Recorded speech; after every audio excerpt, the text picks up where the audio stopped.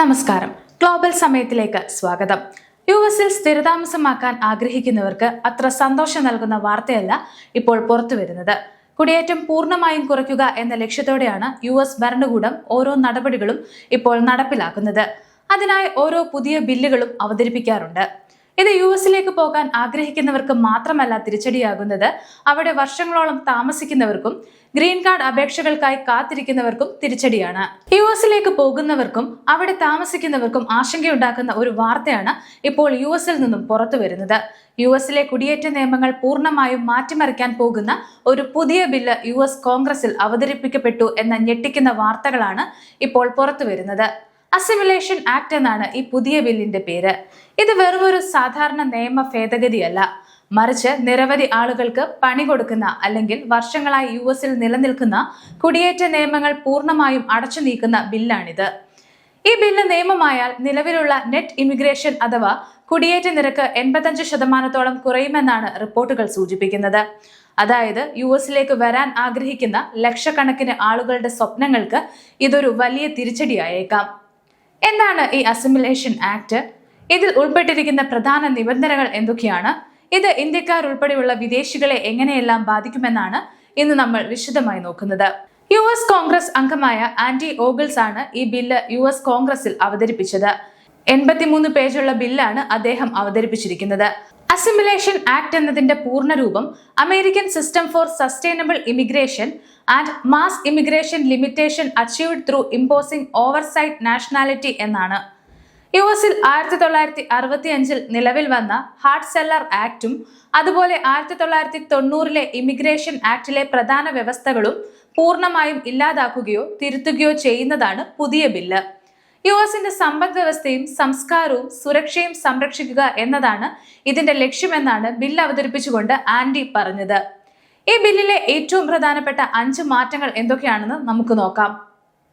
യുഎസിൽ സ്ഥിരതാമസമാക്കിയ ഒരാൾക്ക് തങ്ങളുടെ കുടുംബാംഗങ്ങളെയും ബന്ധുക്കളെയും സ്പോൺസർ ചെയ്ത് യുഎസിലേക്ക് കൊണ്ടുവരാൻ സഹായിക്കുന്ന നിലവിലുള്ള വ്യവസ്ഥയാണ് ചെയിൻ മൈഗ്രേഷൻ. പുതിയ ബിൽ പ്രകാരം ഈ ചെയിൻ മൈഗ്രേഷൻ പൂർണ്ണമായും നിരോധിക്കും. അടുത്തത് ഡൈവേഴ്സിറ്റി വിസ ലോട്ടറി നിർത്തലാക്കും. ലോകമെമ്പാടുമുള്ള ദശലക്ഷക്കണക്കിന് ആളുകൾക്ക് ലോട്ടറിയിലൂടെ അമേരിക്കൻ ഗ്രീൻ കാർഡ് സ്വന്തമാക്കാൻ അവസരം നൽകുന്ന പദ്ധതിയാണിത്. ഇതിന് യുഎസിൽ ഏറെ ആവശ്യക്കാരുണ്ട്. എന്നാൽ പുതിയ ബില്ല് നിയമമായാൽ ഇത് പൂർണ്ണമായും നിർത്തലാക്കുന്ന അവസ്ഥയുണ്ടാകും. അടുത്തത് ജന്മാവകാശ പൗരത്വത്തിലെ മാറ്റങ്ങളാണ്. ഇതുവരെ യുഎസിൽ തന്നെ ജനിക്കുന്ന ഏതൊരു കുട്ടിക്കും സ്വമേധ യുഎസ് പൗരത്വം ലഭിക്കുമായിരുന്നു. എന്നാൽ ഇതിൽ വലിയ ഭേദഗതികളാണ് അസിമിലേഷൻ ആക്ട് നിർദ്ദേശിക്കുന്നത്. ഇത് പല വിദേശ കുടുംബങ്ങൾക്കും തിരിച്ചടിയാണ്. ഈ 3 പ്രധാനപ്പെട്ട മാറ്റങ്ങളോടൊപ്പം തന്നെ പ്രൊഫഷണലുകളെ ബാധിക്കുന്ന മറ്റ് ചില പ്രധാന കാര്യങ്ങൾ കൂടെ ബില്ലിലുണ്ട്. ഏറ്റവും കൂടുതൽ ഇന്ത്യക്കാർ ജോലി ചെയ്യുന്ന H-1B വിസ പ്രോഗ്രാമിൽ ഈ ബില്ല് വലിയ രീതിയിലുള്ള പരിഷ്കരണങ്ങൾ കൊണ്ടുവരുന്നു. കൂടാതെ എല്ലാ തൊഴിലുടമകൾക്കും ജീവനക്കാരുടെ നിയമപരമായ പദവി പരിശോധിക്കാനുള്ള ഈ വെരിഫൈ സംവിധാനം നിർബന്ധമാക്കും. അഭയം തേടുന്നവർക്കുള്ള മാനദണ്ഡങ്ങൾ കടുപ്പിക്കും. പബ്ലിക് ചാർജ് റൂളുകൾ കൂടുതൽ ശക്തമാക്കും. അതായത് യുഎസ് സർക്കാരിന്റെ ആനുകൂല്യങ്ങളെ ആശ്രയിച്ച് ജീവിക്കാൻ സാധ്യതയുള്ളവർക്ക് വിസ നൽകില്ല, അല്ലെങ്കിൽ ലഭിക്കില്ല എന്ന് തന്നെ പറയാം. യുഎസ് പൗരത്വം ലഭിക്കുന്നതിന് 10 വർഷത്തെ താമസം ഏർപ്പെടുത്തും. അതോടൊപ്പം അപേക്ഷകർക്ക് ഇംഗ്ലീഷ് ഭാഷയിലും അമേരിക്കൻ സിവിക്സിലും മികച്ച പ്രാവീണ്യം ഉണ്ടായിരിക്കണമെന്നും നിയമം വരുന്നു. യുഎസ് ലോകത്തിന്റെ ഒരു ലോണ്ടിംഗ് ഹൗസ് അല്ല. പതിറ്റാണ്ടുകളായി നമ്മുടെ കുടിയേറ്റ സംവിധാനം യുഎസ് തൊഴിലാളികൾക്കും കുടുംബങ്ങൾക്കും സംസ്കാരത്തിനുമെതിരെ ആയുധമാക്കപ്പെടുകയാണ്. അസിമിലേഷൻ ആക്ട് ഈ കൂട്ടക്കുടിയേറ്റത്തിന് അന്ത്യം കുറിക്കും. പൗരത്വം എന്നത് രാജ്യത്തോടുള്ള വിശ്വസ്തതയിലൂടെയും സംസ്കാരവുമായി പൊരുത്തപ്പെടുന്നതിലൂടെയും അമേരിക്കൻ ജീവിത രീതിയോടുള്ള പ്രതിബദ്ധതയിലൂടെയും നേടിയെടുക്കേണ്ട ഒന്നാണെന്ന സത്യം ഇത് വീണ്ടെടുക്കും എന്നും ബില്ലിനെ കുറിച്ച് കോൺഗ്രസ് അംഗം ആൻഡി ഓഗിൾസ് പറഞ്ഞു. ഈ ബില്ലിനെ പിന്തുണച്ചുകൊണ്ട് പല സെനറ്റർമാരും രംഗത്തെത്തിയിട്ടുണ്ട്. മുൻ ഭരണകാലത്ത് ദശലക്ഷക്കണക്കിന് അനധികൃത കുടിയേറ്റക്കാരാണ് രാജ്യത്തേക്ക് വന്നതെന്നും ട്രംപ് ഭരണകൂടം ഇവരെ നാടുകടത്താൻ പരിശ്രമിക്കുകയാണെന്നും അദ്ദേഹം പറഞ്ഞു. രാജ്യത്തെ വെറുക്കുന്നവരെയും ഇവിടുത്തെ സംസ്കാരവുമായി പൊരുത്തപ്പെടാൻ വിസമ്മതിക്കുന്നവരെയും യുഎസിലേക്ക് വരുന്നത് തടയണമെന്നും അദ്ദേഹം കൂട്ടിച്ചേർത്തു. യുഎസിലെ കുടിയേറ്റ മേഖലയിൽ കടുത്ത നിയന്ത്രണങ്ങൾ ലക്ഷ്യമിട്ടുള്ളതാണ് ഈ അസിമിലേഷൻ ആക്ട്.